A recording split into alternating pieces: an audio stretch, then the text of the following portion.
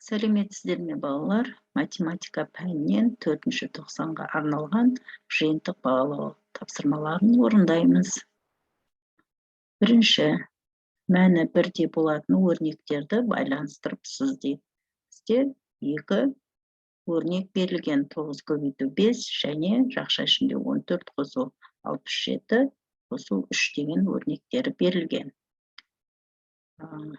Демек, міне бізде және 4 нұсқа берілген. Оның ішінде міне 9 көбейту 5 пен 5 көбейту 9-дың мәні бірдей болады. 9-ды 5-ке көбейтсек 45, 5-ті 9-ға көбейтсек те 45 болады. Демек, осы екеуін біз байланыстырып сызамыз. Және жақша ішінде 14 қосу 67 қосу 3 тең болады. Мысалы, 67-ге 3-ті қоссақ, оңай тәсілмен есептегенде 70 болады. 70-ге 14-ті қоссақ 84. Мына жерде де 14 қосу жақша ішінде 67 қосу 3. Яғни бұл жерде де 67-ге 3-ті қоссақ 70, 70-ге 14-ті қоссақ 84. Екеуінің мәні бірдей. Демек, осылай біз сызықша арқылы байланыстырып сызып көрсетеміз. Бұл жерде біз бірінші тапсырма бойынша 2 балл жинаймыз. Келесі екінші тапсырма өрнекті соңғы орындалатын амал таңбасымен және нәтижесімен байланыстырып сызды.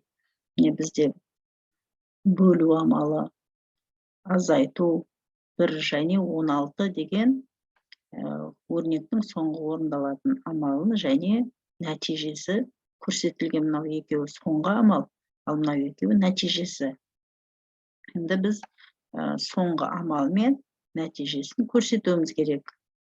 Демек, соңғы амал бұл жерде азайту, нәтижесі 16.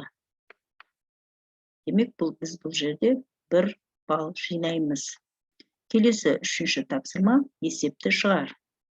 Тыңда. Аулада 27 раушан гүлі, одан 3 есе кем түймедақ және түймедақтан 4-еуі артық қызғалдақ өсіп тұр. Аулада неше қызғалдақ өсіп тұр? Бұл жерде біз 6 балл жинаймыз. Яғни бұл жерде осылай шартын көрсетсек те болады, сызба түрінде де көрсетсек болады. Немесе барлығының жауабын жазсақ та болады.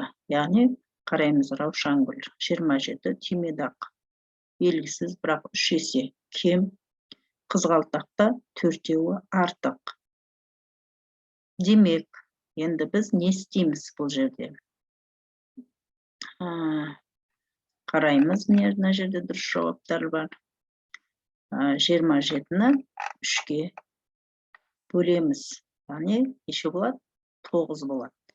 Бұнда 9 болатын болса, демек 9 гүл түймедақ. Және 9-ды не істейміз? 4-ке қосамыз. Сонда 13. Демек, 13 қызғалдақ гүл екен. Жауабы: аулада 13 қызғалдақ өсіп тұр. Яғни немесе 13 қызғалдақ, 13-қа деп та көрсетсеңіздер болады. Дұрыс жауабын жазғандарыңыз үшін 6 балл жинайсыздар. Келесі 4-ші есеп тапсырма 3 деп жазылып кетті мына жерде.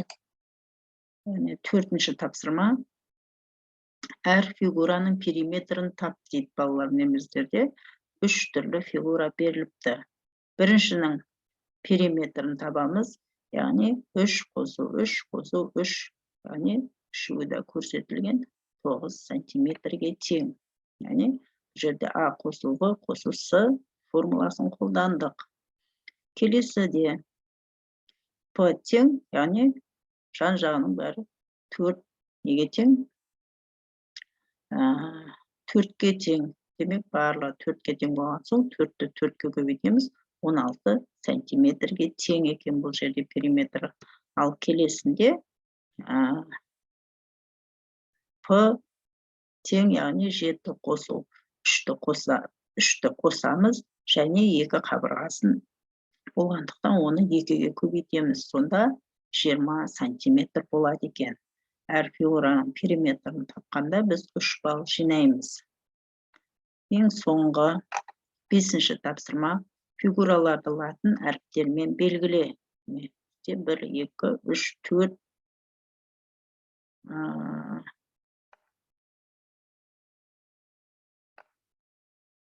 не берілген екен? Латын әріптермен белгіле дейді, яғни